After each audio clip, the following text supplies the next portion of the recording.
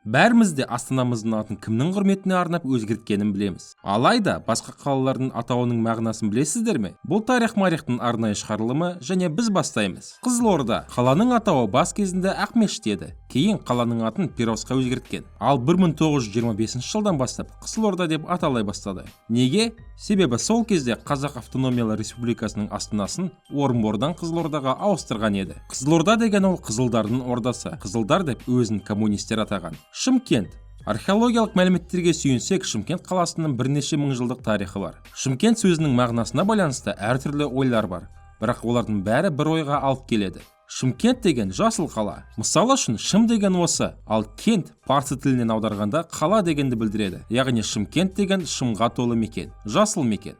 Басқа нұсқа бойынша Шымкент деген чимин мен кент сөздерінің қосындысы, парсы тілінен аударғанда гүлденіп тұрған қала.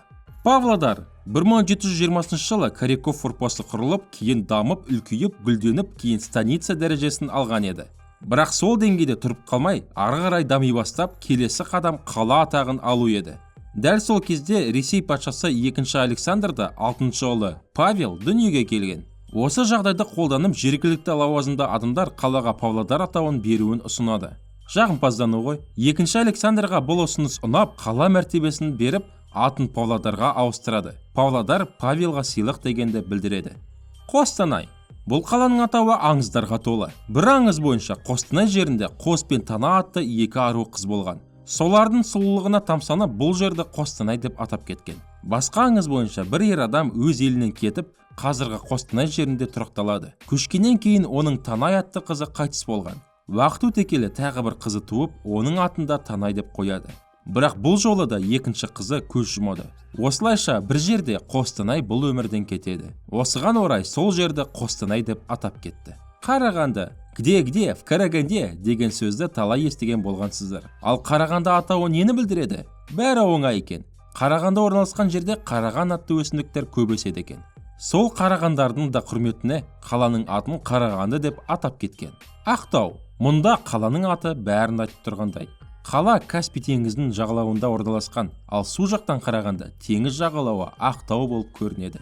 Түркістан. Мұнда да аты бәрін айтып тұр. Түркістан деген түркілердің мекені, яғни стан деген мекен. Семей. Семей деген Семипалатинстің қысқартылған түрі, яғни 7 палатка, 7 шатыр. Бірақ қайдан келген 7 шатыр? Мән жағдайы осында. Бұрын қазіргі Семейдің жерінде ғибадатханалар, яғни храмдар орналасқан. Бұны 1616 жылға Ресей патшасы Михаил Федоровичтің документтерінен көре аламыз. Бұл мәліметтерді 18-ші ғасырда тарихшы Герхард Мюллер тапқан еді.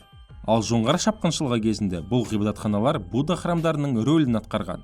Семипалатинск бекінісі салынып жатқан кезде тек 7 ғибадатхана аман қалған. Уақыт өте келе олар да жойылып кеткен. Осымен шығарылым аяғына да жетіп қалды. Ал егер басқа қалалардың атауының мағынасын білгіңіз келсе, арнаға жазылып, лайк басыңыз. Комментарияларға сіз қай қаладан болатыңызды жазып та кетуге болады. Сіздермен болған тарих-марих келесі кездескенше.